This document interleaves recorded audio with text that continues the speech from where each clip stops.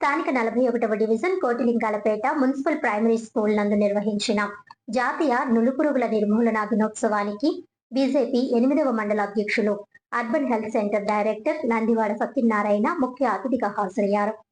జాతీయ నులిపురుగుల నిర్మూలన దినోత్సవం సందర్భంగా స్థానిక 41వ division Kotilingalapeta municipal primary school నందు బీజేపీ నాయకులు 8వ మండల అధ్యక్షులు urban health centre director Nandivada Satyanarayana ముఖ్య అతిథిగా హాజరయ్యారు.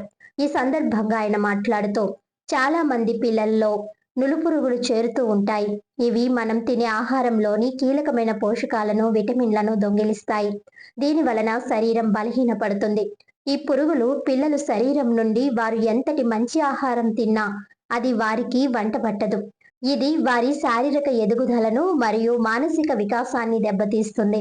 ముఖ్యంగా రక్తహీనత, ఎప్పుడూ నీరసంగా ఉండడం మరియు చదువులో వెనుకబడిపోవడం వంటి లక్షణాలు కనిపిస్తాయి.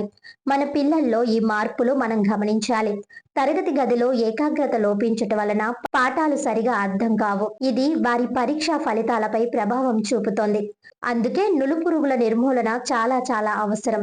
కేవలం మాత్రలే కాదు, పరిశుభ్రత కూడా చాలా అవసరం. భోజనం చేసే ముందు మరియు మరుగుదొడ్లకు వెళ్లిన తరువాత చేతులు కనీసం 20 సెకండ్లు పరిశుభ్రంగా కడుక్కోవడం మంచిదని ఆయన అన్నారు.